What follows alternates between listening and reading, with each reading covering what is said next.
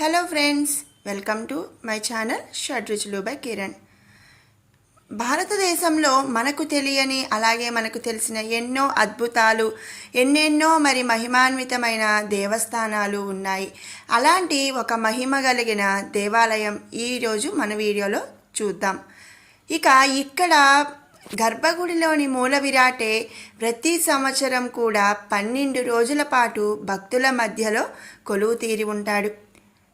అంతేకాకుండా ఈ విగ్రహాలు అన్ని దేవాలయాల్లోని విగ్రహాలకు భిన్నంగా ఉంటాయి.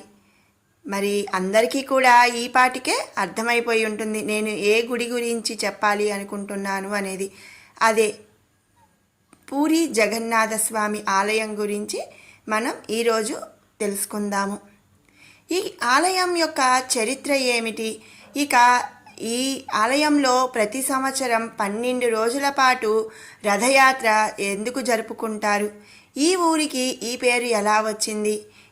ఈ ఆలయంలో ఉన్న మూర్తులు, దేవతామూర్తులు అన్ని ఆలయాల్లో ఉన్న దేవతామూర్తుల కంటే కూడా భిన్నంగా ఎందుకు ఉంటారు? ఈ ఆలయ చరిత్రలోని రహస్యాలు ఏమిటి? వాటితో పాటుగా ఇక్కడ ప్రత్యేకంగా చేసే 56 రకాల ప్రసాదాలు ఏమిటి అనే ఎన్నో మంచి విషయాలు మన వీడియోలో తెలుసుకుందాము. ఆఖరి వరకు కూడా స్కిప్ చేయకుండా చూడండి, ఎందుకంటే ఎన్నో మంచి విషయాలు మనం ఇప్పుడు తెలుసుకోబోతున్నాము. పూరి జగన్నాథ ఆలయం. ఈ పట్టణం ఒరిస్సా రాష్ట్ర రాజధాని అయిన భువనేశ్వర్కి 60 కిలోమీటర్ల దూరంలో ఉంది. ఈ పట్టణాన్ని పూర్వం పురుషోత్తమ క్షేత్రమని, శ్రీక్షేత్రమని కూడా పిలిచేవారు. ఈ పట్టణంలో విష్ణువు జగన్నాథుని పేరిట కొలువై పూజలు అందుకుంటున్నాడు. ఈ ఆలయం వైష్ణవ దేవ్య దేశాల్లో ప్రముఖమైనది మరియు హిందువుల అతి పవిత్రంగా భావించే చార్ధామ్ పుణ్యక్షేత్రాలలో ఒకటిగా చెప్పబడుతుంది. ఈ ఆలయాన్ని 1078లో కళింగ పరిపాలకుడైన అనంతవర్మ చోళగంగాదేవ ప్రారంభించగా ఆయన మనవుడైన రాజా అనంగభీమదేవ్ పాలనలో ఈ ఆలయ కట్టడం అనేది పూర్తయింది. అంతకుముందు అక్కడున్న ఆలయాన్ని ఇంద్రద్యుమ్న మహారాజు కట్టించాడని చెప్తారు. ఈ ఆలయాన్ని ఇంద్రద్యుమ్న మహారాజు కట్టించడం వెనుక ఒక పురాణ కథ కూడా ఉంది. ఆ కథ ఏమిటి అనేది మనం ఇప్పుడు తెలుసుకుందాము. అసలు ఈ జగన్నాథుడు గిరిజనుల దేవుడని, నీలమాధవుడనే పేరుతో పూజలు అందుకుంటున్నాడని ఇక్కడి స్థల పురాణం. అడవిలోని ఓ రహస్య ప్రదేశంలో ఉన్న ఈ జగన్నాథుణ్ణి గిరిజనుల రాజైన విశ్వావసుడు పూజించేవాడట. విషయం తెలుసుకున్న ఇంద్రద్యుమ్న మహారాజు ఆ రహస్యాన్ని కనిపెట్టడానికి విద్యాపతి అనే బ్రాహ్మణ యువకుణ్ణి అడవికి పంపుతాడు. ఆ విశ్వావసుడి కూతురైన లలితను విద్యాపతి ప్రేమించి పెళ్లాడతాడు. ఈ జగన్నాథ విగ్రహాన్ని చూపించమని పదే ప్రాధేయపడుతున్న అల్లుడి విన్నపాన్ని కాదనలేని ఆ సవరరాజు, ఆయనే విశ్వావస రాజు, అతని కళ్ళకు గంతలు కట్టి గుడి దగ్గరకు తీసుకువెళతాడు. అయితే విద్యాపతి ఆ దారి తెలుసుకునేందుకు తెలివిగా తాను వెళ్లే ఆ దారి పొడుగున ఆవాలు జార విడుస్తాడు. కొన్నాళ్లకు ఆ ఆవాలు మొలకెత్తి దారి స్పష్టంగా తెలుస్తుంది. దీంతో వెంటనే అతను ఇంద్రద్యుమ్న మహారాజుకు కబురు పెడతాడు. రాజు అడవి చేరుకునేలోగా అక్కడ విగ్రహాలు మాయమైపోతాయి. దీంతో ఇంద్రద్యుమ్నుడు నిరాశతో నిరాహార దీక్ష మొదలుపెట్టి అశ్వమేధ యాగం చేస్తాడు. నీలాచలం మీద ఓ ఆలయాన్ని నిర్మించి నరసింహస్వామి విగ్రహాన్ని ప్రతిష్ఠిస్తాడు. ఒకనాడు ఆయన అక్కడే నిద్రిస్తుండగా జగన్నాథుడు కలలో కనిపించి సముద్ర తీరంలో చాంకీ నది ముఖద్వారానికి వేప కొయ్యలు కొట్టుకొస్తాయని, వాటితో విగ్రహాలు చేయించమని ఆదేశిస్తాడు. కొయ్యలైతే కొట్టుకొచ్చాయి, కానీ విగ్రహ నిర్మాణానికి ఎవరూ ముందుకు రాలేదు. ఏం చేయాలా అని రాజు ఆలోచిస్తున్న సమయంలో దేవశిల్పి విశ్వకర్మ వికలాంగుడి రూపంలో వస్తాడు. తానొక్కడినే రహస్యంగా ఓ గదిలో విగ్రహాలకు రూపకల్పన చేస్తానని, ఆ సమయంలో పచ్చి మంచినీళ్లు కూడా ముట్టుకోనని, ఆ 21 రోజులు అటువైపు ఎవరూ రాకూడదని, అలాగే తన పనికి ఆటంకం కలగకూడదని షరతులు విధిస్తాడు. రాజు కూడా అందుకు అంగీకరిస్తాడు. రోజులు గడుస్తున్నా సరే గదిలో నుంచి ఎలాంటి శబ్దమూ రాదు. దీంతో రాణి గుండిచాదేవి తొందర పెట్టడంతో గడువు పూర్తి కాకుండానే రాజు తలుపులు తెరుస్తాడు. శిల్పి కనిపించడు. చేతులు కాళ్ళు లేని సగం చెక్కిన విగ్రహాలు మాత్రం దర్శనమిస్తాయి. పశ్చాత్తాపంతో రాజు బ్రహ్మదేవుడిని ప్రార్థిస్తాడు. చతుర్ముఖుడు ప్రత్యక్షమై ఇక మీదట అదే రూపంలో విగ్రహాలు పూజలందుకుంటాయని ఆనతిస్తాడు. తానే స్వయంగా వాటికి ప్రాణప్రతిష్ఠ చేస్తాడు. అందుకే పూరి ఆలయంలోని విగ్రహాలకు అభయహస్తం వరదహస్తం కనిపించవు. చతుర్దశ భువనాలను వీక్షించడానికా అన్నట్లు ఇంతింత కళ్ళు మాత్రం జగన్నాథుడికి ఉంటాయి. దేశంలో ఎక్కడా లేని విధంగా పూజలందుకుంటున్న ఇక్కడి ఈ దారుదేవతామూర్తులను 8, 12 లేదా 19 సంవత్సరాలకి ఒకసారి మార్చి నూతన దేవతామూర్తులను ప్రతిష్ఠించుతూ ఉంటారు. ఈ రోజుకు కూడా ప్రతి అధిక ఆషాఢ మాసంలో మరి స్వామివారి పాత విగ్రహాలను తీసివేసి కొత్త దేవతామూర్తులను మరి తయారు చేసి ప్రాణప్రతిష్ఠ అనేది జరిపిస్తారు. అయితే ఆ రోజు ఎలా అయితే కొయ్య ముక్కలు మరి నీళ్లలో కొట్టుకు వచ్చాయో ఈ రోజుకు కూడా అదే విధంగా మరి కొయ్య ముక్కలు అనేవి నీటిలో సముద్రంలో కొట్టుకు రావటం, ఆ ముక్కలతో మరి ఆ కొయ్యలతోనే స్వామివారి యొక్క దేవతామూర్తులను తయారు చేయటం అనేది జరుగుతూ ఉంది. ఇది ఇప్పటికీ కూడా జరుగుతున్న మరి మహిమ అన్నమాట. దీనినే నవకళేబర ఉత్సవంగా ఇక్కడ నిర్వహిస్తారు. ఈ నవకళేబర ఉత్సవం ప్రతి అధిక ఆషాఢ మాసంలో కూడా జరుగుతుంది. ఈ ఆలయ ఆధ్వర్యంలో జరిగే ఉత్సవాలన్నింటికల్లా కూడా ముఖ్యమైనది జగన్నాథ రథయాత్ర. ఇది ప్రతి ఆషాఢ మాసంలో కూడా జరుగుతుంది. ఈ జగన్నాథ రథయాత్రగా పిలువబడే ఈ రథయాత్రలో లక్షలాది మంది భక్తులు పాల్గొంటూ ఉంటారు. మరి ఈ రథయాత్ర ప్రత్యేకత ఏమిటి, ఈ రథయాత్ర ఎన్ని రోజులు జరుగుతుంది అనే విషయం ఇప్పుడు తెలుసుకుందాము. 12 రోజుల పాటు ఈ రథయాత్ర ఉత్సవం అనేది జరుగుతుంది. అయితే అన్ని చోట్ల కూడా మరి రథయాత్ర అంటే ఉత్సవ విగ్రహాలను ఊరేగిస్తారు. కానీ ఇక్కడ పూరిలో మాత్రం గర్భగుడిలోని మూల విరాట్లనే రథయాత్రలో మరి తీసుకొచ్చి ఉంచుతారు. అలాగే ఊరేగింపు సేవలో ఏటా ఒకే రథాన్ని వినియోగించడం అనేది అన్ని చోట్ల మనం చూసేదే. కానీ ఈ సంప్రదాయాలన్నింటికీ మినహాయింపు ఒరిస్సాలోని ఈ పూరి జగన్నాథ స్వామి ఆలయం. బలభద్ర సుభద్రలతో సహా ఈ ఆలయంలో కొలువైన జగన్నాథుడిని ఏడాదికి ఒకసారి గుడిలో నుంచి బయటకు తీసుకువచ్చి భక్తులకు కనువిందు చేస్తారు. ఊరేగించేందుకు ఏటా కొత్త రథాలను నిర్మిస్తారు. అందుకే ఈ జగన్నాథ రథయాత్రను అత్యంత అపురూపంగా భావిస్తారు భక్తులు. ఈ ఉత్సవం ప్రతి సంవత్సరం కూడా ఆషాఢ శుద్ధ విదియ రోజున ప్రారంభమై 3 కిలోమీటర్ల దూరంలోని గుండిచా ఆలయం వరకు సాగుతుంది. ఆ తరువాత సుభద్ర బలభద్ర సమేత జగన్నాథని ఉత్సవమూర్తులు బహుదాయాత్ర పేరిట తిరిగి పూరి ఆలయానికి చేరటంతో ముగుస్తుంది. ఇది మొత్తం 12 రోజుల పాటు జరిగే ఉత్సవం అన్నమాట. ఈ యాత్రకి 2 నెలల ముందు నుంచే దీనికి సంబంధించిన ఏర్పాట్లు కూడా మొదలవుతాయి. ఇక మరి రథం అంటే ఏదో ఒక విధంగా చేసే రథం అయితే కాదనమాట. ఈ రథానికి కూడా ఈ 3 దేవతామూర్తుల రథాలకు కూడా ఒక లెక్క అనేది ఉంటుంది. ఈ రథం ఎలా ఉంటుంది అనే విషయం ఇప్పుడు తెలుసుకుందాము. వైశాఖ బహుళ విదియ నాడు రథ నిర్మాణానికి కావలసిన ఏర్పాట్లు చేయమని ఆదేశిస్తాడు పూరి రాజు.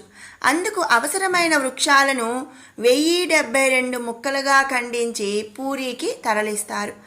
ఇక ప్రధాన పూజారి, 9 మంది ముఖ్య శిల్పులు, వారి సహాయకులు మరొక 125 మంది కలిసి అక్షయ తృతీయ నాడు రథ నిర్మాణం మొదలు పెడతారు. 1072 వృక్ష భాగాలను నిర్మాణానికి అనువుగా 2188 ముక్కలుగా ఖండిస్తారు. వాటిలో 832 ముక్కల్ని జగన్నాథుడి రథం తయారీకి, 763 కాండాలను బలరాముడి రథ నిర్మాణానికి, ఇక మిగిలిన 593 భాగాలను సుభద్రాదేవి రథానికి వినియోగిస్తారు. ఆషాఢశుద్ధ పాడ్యమి నాటికి రథ నిర్మాణాలు పూర్తయి యాత్రకు సిద్ధమవుతాయి. ఇక ఇందులో జగన్నాథుడి రథానికి నందిఘోష అనే పేరు ఉంది. ఈ రథం 45 అడుగుల ఎత్తున ఉంటుందన్నమాట. 16 చక్రాలతో మిగిలిన రెండిటికన్నా కూడా పెద్దదిగా ఉంటుంది. దీని మీద ఎర్రటి చారలు ఉన్న పసుపు వస్త్రంతో నందిఘోషను అలంకరిస్తారు.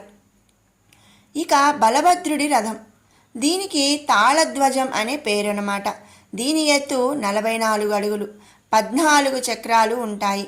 దీనిని ఎర్రటి చారలున్న ఒక నీలి వస్త్రంతో కప్పుతారు. ఇక సుభద్రాదేవి రథం, దీని పేరు పద్మధ్వజం. దీని ఎత్తు 43 అడుగులు, దీనికి 12 చక్రాలు ఉంటాయి. ఇక పద్మధ్వజ రథాన్ని ఎర్రటి చారలున్న నలుపు వస్త్రంతో అలంకరిస్తారు. ప్రతి రథానికి కూడా 250 అడుగుల పొడవు, 8 అంగుళాల మందం ఉండే తాళ్లను కూడా కడతారు. ఆలయ తూర్పు భాగంలో ఉండే సింహద్వారానికి ఎదురుగా ఉత్తరముఖంగా ఈ 3 రథాలని కూడా నిలబెడతారు. ఇలా రథయాత్రకు స్వామివారి యొక్క రథాలు సంసిద్ధం అవుతాయి. అంతేకాకుండా ఇక ఈ 12 రోజుల రథయాత్రకు కూడా ఒక పద్ధతి ప్రకారం జరుగుతుందన్నమాట. మొదటి రోజు రథయాత్రలో మేళతాళాలతో గర్భగుడిలోకి వెళ్ళే పండాలు అనే పిలువబడే ఇక్కడి పూజారులు ఉదయకాల పూజాధికాలు నిర్వహిస్తారు. ఒక శుభముహూర్తం ఆసన్నమైన తరువాత జగన్నాథ అని పెద్ద పెట్టున అరుస్తూ రత్నపీఠం మీద నుంచి విగ్రహాలను కదిలిస్తారు. ఆలయ ప్రాంగణంలోని ఆనంద బజారు అరుణ స్తంభం మీదుగా వాటిని ఊరేగిస్తూ బయటికి తీసుకువస్తారు. ఇక ఈ క్రమంలో ముందుగా దాదాపు 5.5 అడుగులు ఎత్తుండే బలరాముడి విగ్రహాన్ని తీసుకువస్తారు. బలభద్రుణ్ణి చూడగానే జై బలరామ, జై జయ బలదేవ అంటూ భక్తులు జయ జయధ్వానాలతో ఆ ప్రాంతమంతా కూడా మారుమోగిపోతుంది. బలరాముడి విగ్రహాన్ని ఆయన రథమైన తాళధ్వజ రథం మీద ప్రతిష్ఠింపజేస్తారు. అనంతరం ఆ స్వామి విగ్రహానికి అలంకరించిన తలపాగా, ఇతర అలంకరణలు తీసి భక్తులకు పంచిపెడతారు. వాటి కోసం భక్తులు ఎగబడతారు. అనంతరం ఇదే పద్ధతిలో సుభద్రాదేవి విగ్రహాన్ని కూడా బయటకు తీసుకువచ్చి పద్మధ్వజం అనే రథం మీద ప్రతిష్ఠిస్తారు. ఆ తరువాత దాదాపు 5 అడుగుల 7 అంగుళాల ఎత్తుండే జగన్నాథుడి విగ్రహాన్ని ఆలయ ప్రాంగణంలో నుంచి బయటకు తీసుకువస్తారు.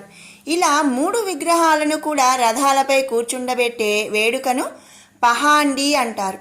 ఈ దశలో కులమత భేదాలు లేకుండా అందరూ కూడా జగన్నాథుడి విగ్రహాన్ని తాకవచ్చు. ఆ 3 విగ్రహాలను తీసుకువచ్చే వారిని దైత్యులు అంటారు. వీరు ఇంద్రద్యుమ్న మహారాజు కన్నా ముందే ఆ జగన్నాథుడిని నీలమాధవుడి రూపంలో అర్చించిన శబరతెగరాజు విశ్వావసు యొక్క వారసులన్నమాట. ఆలయ సాంప్రదాయం ప్రకారం ఊరేగింపు నిమిత్తం మూల విరాట్టులను అంతరాలయం నుంచి బయటకు తీసుకువచ్చి రథాల మీద ప్రతిష్ఠింపజేసే అర్హత ఈ శబరతెగరాజు యొక్క విశ్వావసు వారసులకు మాత్రమే ఉంటుంది.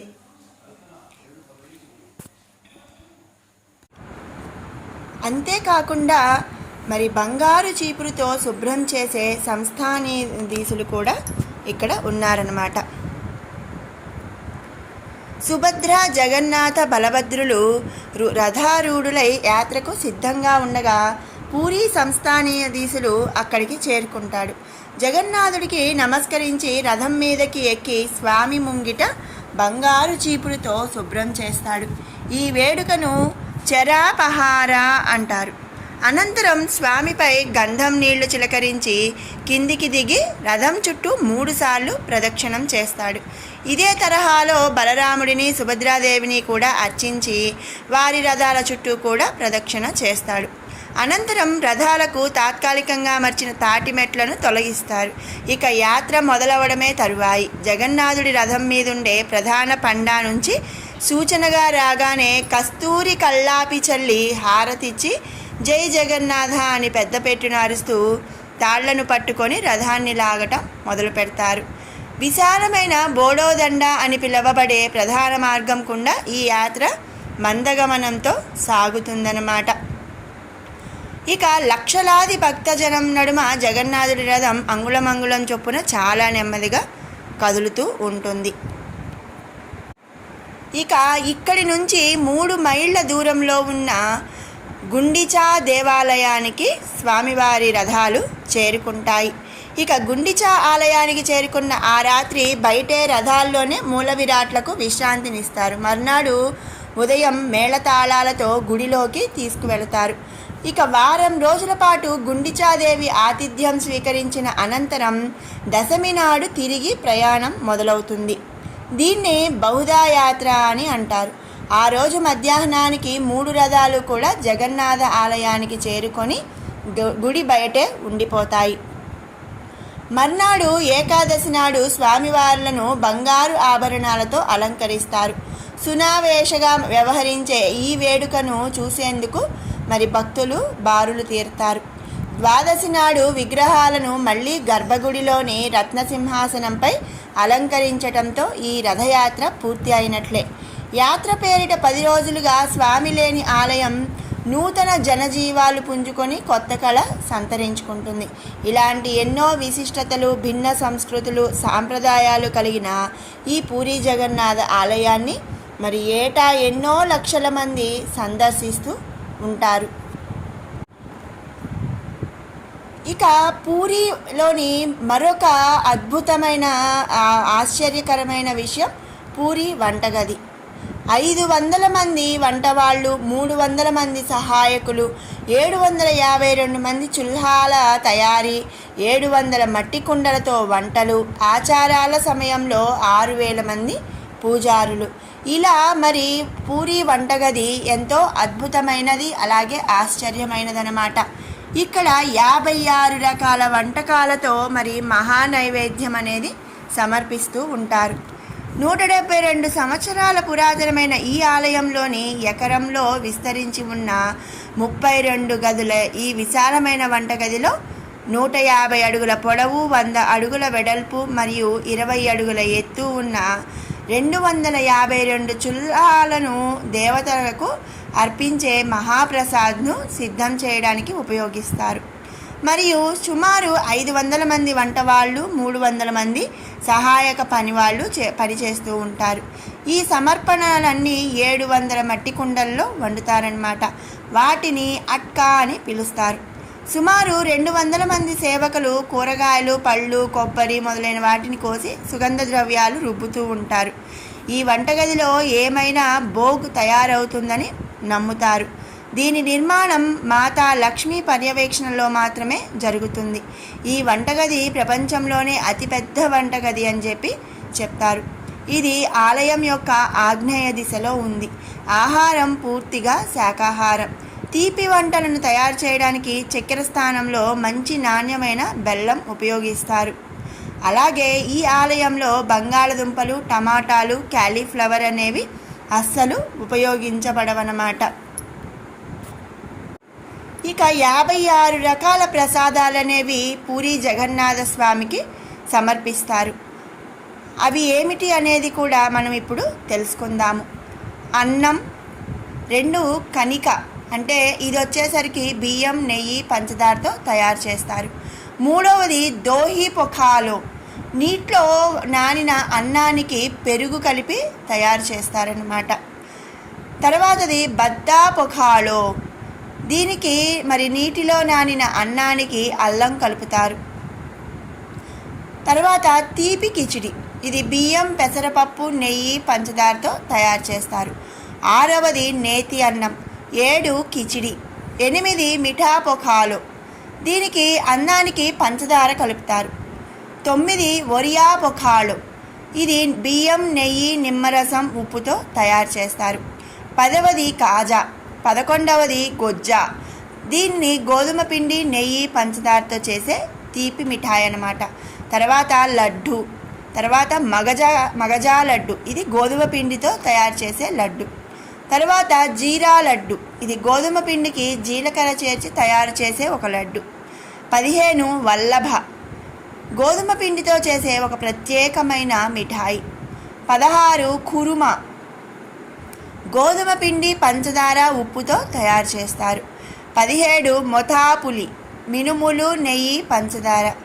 18 కకరా, గోధుమ పిండి, కొబ్బరి కోరు, పంచదారతో తయారు చేస్తారు.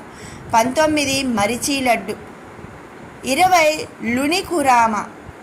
21 సువార్ పిఠా. 22 చొడయి లొడా. 23 జిలి, ఇది వరిపిండి, నెయ్యి, పంచదారతో చేస్తారు.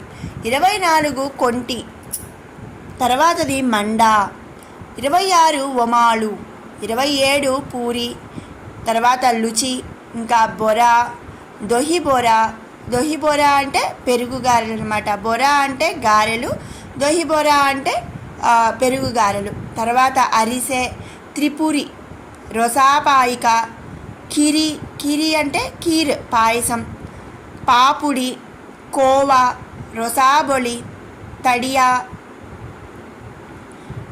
చెనాఖాయ్, బపుడి ఖోజా, కువా మండా, సొరాపులి, డల్లి, మొగొగడల్లి, బిరిడల్లి. ఇవన్నీ ఏంటి అంటే, డల్లి అంటే కందిపప్పుతో చేసే ముద్దపప్పు అన్నమాట. ముగుడల్లి అంటే పెసరపప్పుతో చేసే వంటకం. బిరిడల్లి అంటే మినుములతో చేసే పప్పు. ఉదర్డల్లి మినప్పప్పు వంటకం. దాల్మా, మౌర్, బేసోరో, సగో అంటే తోటకూరతో చేసే ఒక వంటకం. పొటలో రోసా, గోటి బైగోని, కోటా, రైతా అంటే పెరుగులో కూరగాయ ముక్కలు, మనందరికీ తెలిసిందే. తర్వాత పిఠా, తర్వాత బైగని. ఇవన్నీ కూడా ఈ 56 రకాల వంటకాలు కూడా మరి పూరీ జగన్నాథ స్వామికి సమర్పించే మహాప్రసాదంలోని నైవేద్యాలు. ఇక ఇక్కడున్న మరొక మరి అద్భుతం, మరి మహిమ ఏంటి అంటే, ప్రతిరోజు కూడా చేసే ప్రసాదాలు వచ్చిన అందరు భక్తులకి కూడా మరి లభిస్తాయి. ఇక ఎవ్వరూ కూడా లేదు అని చెప్పరు. అలాగే ప్రసాదాలు మిగలడం అనేది ఉండదన్నమాట. ఆ మాతా లక్ష్మీదేవికి ఏ రోజు ఎంతమంది భక్తులు వేయించేస్తారు అనే అది తెలుస్తుందంట. అందుకనే ప్రతిరోజు కూడా చేసే ప్రసాదాలు అనేవి మిగలవు, అలాగే ఎవ్వరికీ కూడా లేదు అనే మాట రాదు. ఇది ఇక్కడ మరొక ప్రత్యేకత. విన్నారు కదండి, ఇది మరి మన భారతదేశంలో ఉన్న పూరీ జగన్నాథ స్వామి యొక్క ఆలయ చరిత్ర, అలాగే ఇక్కడ జరిగే అద్భుతాలు, మహిమలు. మీకు ఈ వీడియో నచ్చినట్టయితే లైక్ చేయండి, షేర్ చేయండి. ఇలాంటి మరిన్ని మంచి వీడియోస్ కోసం మన ఛానల్ని అయితే సబ్స్క్రైబ్ చేసుకోండి. Thanks for watching. జై శ్రీమన్నారాయణ, జై జగన్నాథ.